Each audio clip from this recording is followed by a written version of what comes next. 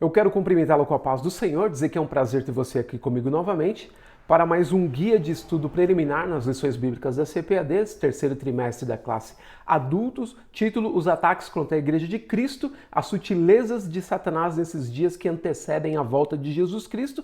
Dessa vez, lição de número 2, a sutileza da banalização da graça. Lembrando que todas as lições começam com a expressão sutileza, que é um desdobramento da expressão sutil, algo que é feito sem que haja uma percepção do que está acontecendo, ou seja, sem barulho, sem rumor, mansamente, para que não se perceba o que está ocorrendo. Esse é o sentido da expressão sutileza, por isso o comentarista usa ela em todos os títulos das lições, ok? E aí o meu pedido para você é que curta, né, esse vídeo também, comente sobre ele, porque às vezes o seu comentário auxilia alguém que está olhando ele no YouTube e de repente sua dúvida ou uma solução que você tenha para parte da lição, você coloca lá no comentário e ajuda aquela pessoa com o seu comentário também, participando assim do vídeo. Sugestão e qualquer outra coisa também é válida, é bem-vinda. E aí você pode usar esse material também gratuitamente, é só baixar na descrição do vídeo, você pode modificar ele, você pode usar para outros fins, usar o modelo, né, para apagar, colocar outra lição em cima que você quiser, de repente ensinar alguém sobre um outro assunto, não tem problema nenhum, tá? O material é gratuito, ok? O textuário dessa lição diz o seguinte: porque pela graça sois salvos. Eu amo muito esse texto. Por meio da fé. Isso não vem de vós, é dom de Deus. Efésios 2:8. O 9 diz: não vem das obras, para que ninguém se glorie. Olha só. Porque somos feitura sua, versículo 10. Criados em Cristo Jesus para as boas obras. Então, a nova criação de Deus em Cristo é pela fé.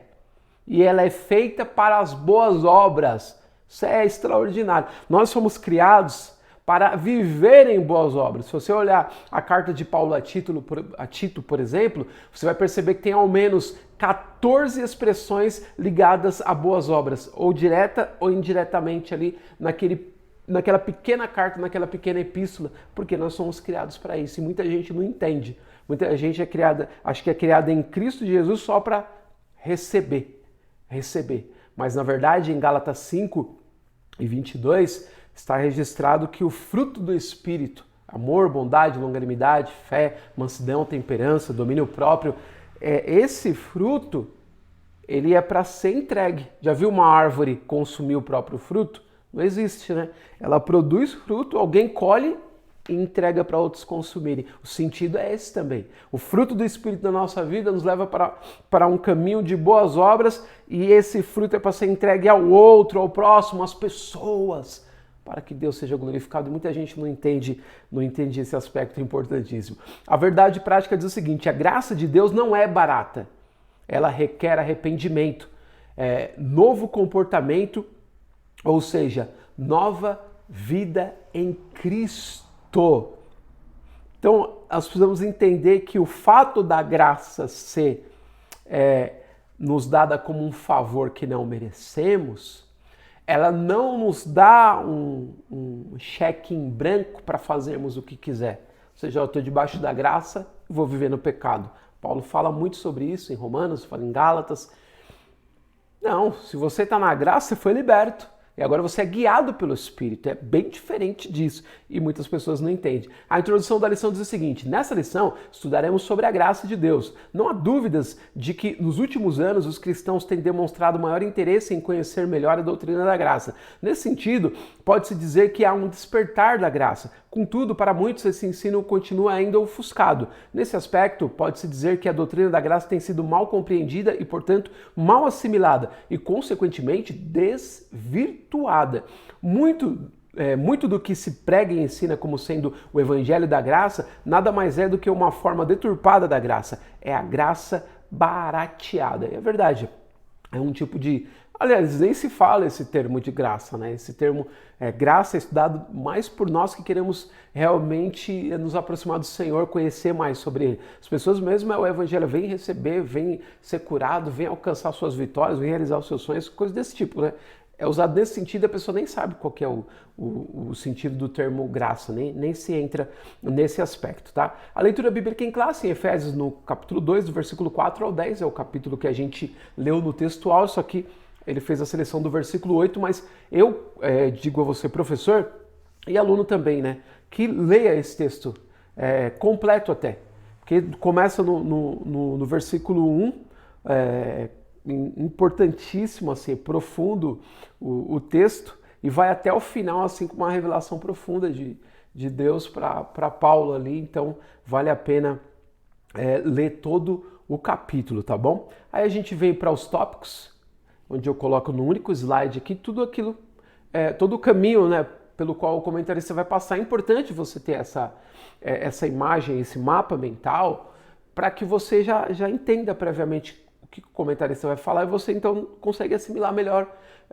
a lição, ok? Então, no primeiro, compreendendo a graça; segundo, graça no contexto bíblico; terceiro, graça no contexto da Reforma Protestante; e graça no contexto contemporâneo. Então, bem interessante porque ela tem uma evolução, ele foi inteligente, apesar de colocar apenas 2 subtópicos em cada um dos tópicos, ele tem uma progressão no ensino. Isso é importante porque é assim que a gente absorve melhor as coisas, quando você tem uma lição que ela possa progredir. Se o professor na aula for inteligente e não deixar a aula enroscar na introdução, no primeiro tópico, porque tem aulas que são completamente perdidas.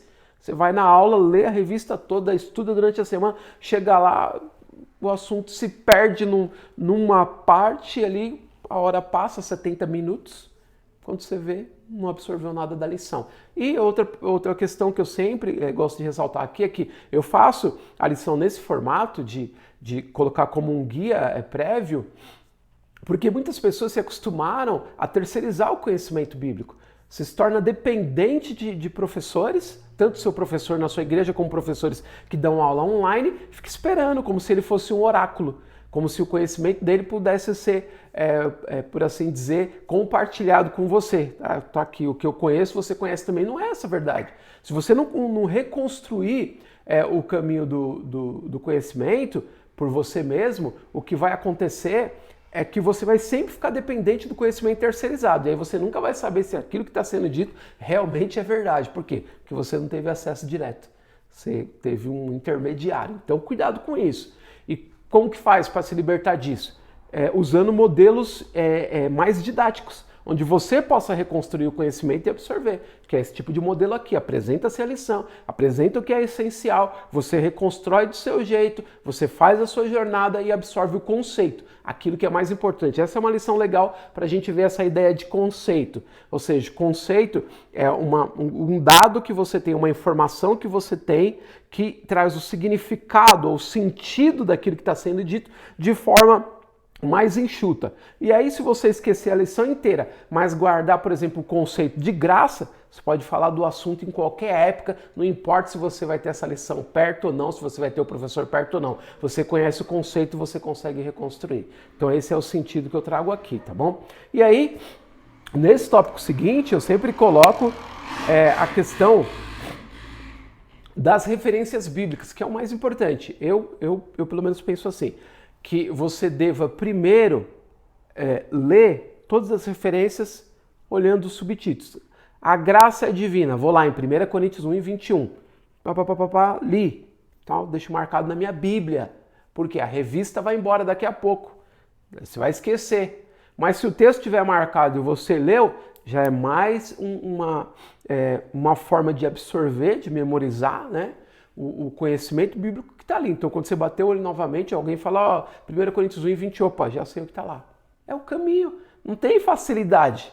Caminho fácil, alguém fala, eu absorvo e fica. Não é assim, você tem que reconstruir. Se você puder até reescrever manualmente o versículo, absorve ainda mais. Aí depois você volta, lê o texto que o professor ou comentarista colocou, e aí você compara novamente. Você fala, nossa, aqui, tô entendendo o que ele disse, porque a referência está aqui. E até mesmo quando ele usar uma referência que não tem nada a ver, ou que é próxima, mas não é aquilo, você também já vai saber. Essa referência não tem a ver com isso aqui.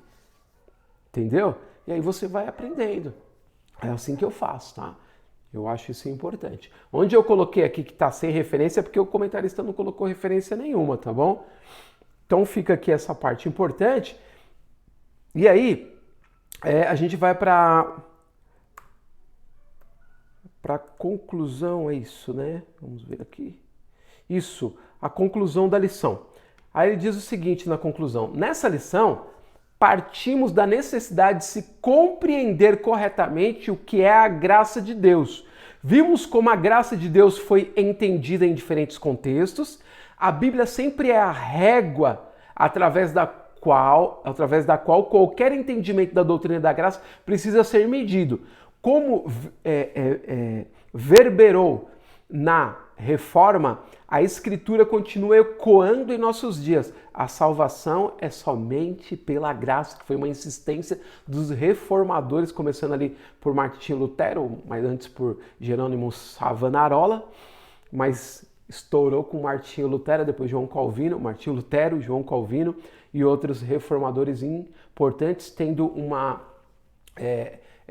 importante contribuição prévia de Erasmo de Roterdã, que ninguém sabe, mas era católico, e fez uma tradução, né, do latim para a língua que o povo entendia. Aí começou a aparecer um monte de texto lá que não era aquele o significado, e aquilo foi um impulsionamento para os reformadores, aquela tradução. Então a gente teve uma ajuda de um católico generoso que fez esse trabalho aí de fé, de estar traduzindo para que as pessoas conhecessem também o texto das Escrituras, ok? E aí eu falei para vocês aqui que eu não sei se eu falei na verdade, mas eu queria trazer um conceito, eu falei do conceito, né?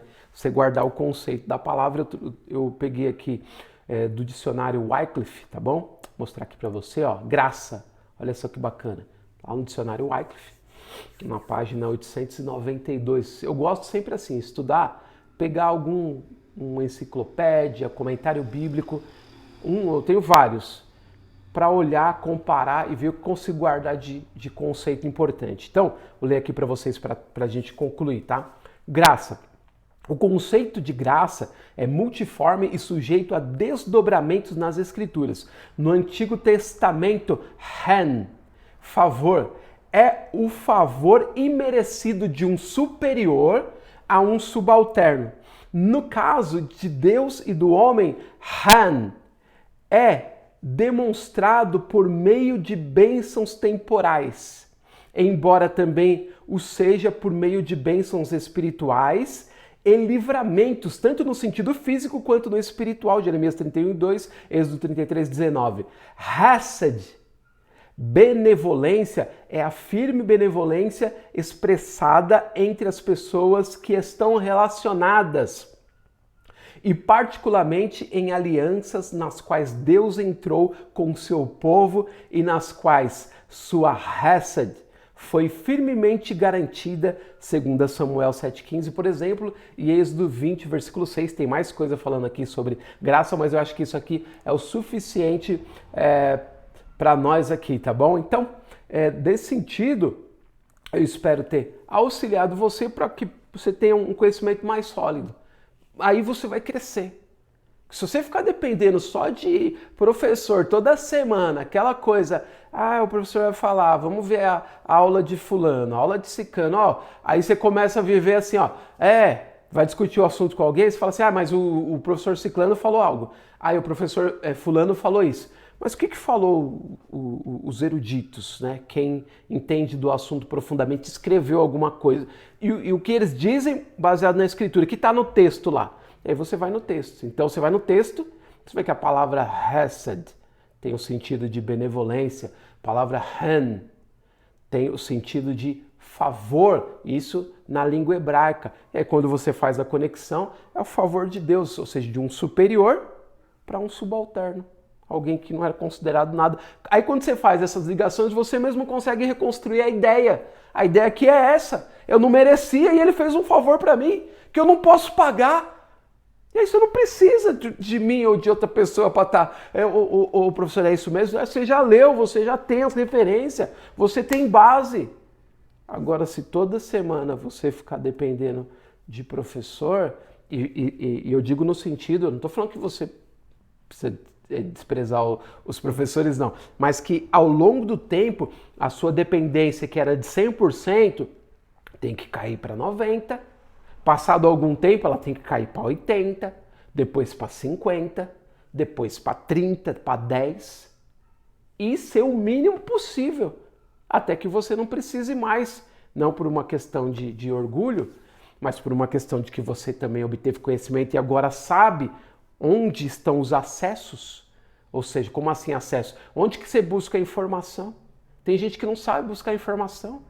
Está espalhada por todo lado, mas se você não souber fazer pesquisa, é o seu trabalho de curadoria. O curador faz isso. Ele sabe onde está a informação. O que ele faz? Ele pega, aí ele reúne o melhor, a nata da informação sobre determinado assunto. Quando ele reúne aquilo, acabou. Ele não precisa mais de alguém. Acabou as dúvidas, porque ele tem um material. Você tem que aprender a fazer isso. Aí você se liberta de aula online, você se liberta de um monte de professor, de um monte de anotação, porque você tem poucos materiais aquilo que é essencial para o que você precisa. E aí o que acontece com você? Você passa a ter o conhecimento liberta.